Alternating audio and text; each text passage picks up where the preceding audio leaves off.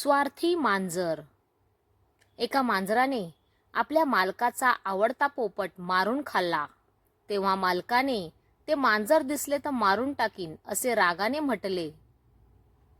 ते ऐकताच मांजर इतके घाबरले की ह्या प्रसंगातून देवाने आपल्याला वाचविले तर पुढे आपण कोणताही पक्षी कधीही मारून खाणार नाही अशी प्रतिज्ञा केली.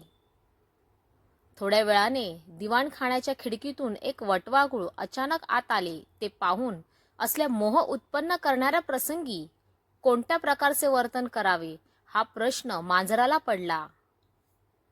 एकीकडे भूक व दुसरीकडे प्रतिज्ञा भंग होण्याची भीती अशा पेचात ते सापडले असता काही वेळाने आपली भूक भागविण्याची युक्ती त्याला आढळून आली.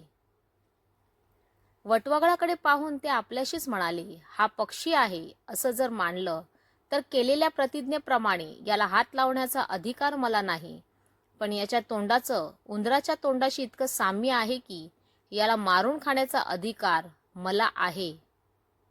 इतके बोलून तिने त्या वटवाघळाला खाऊन टाकले.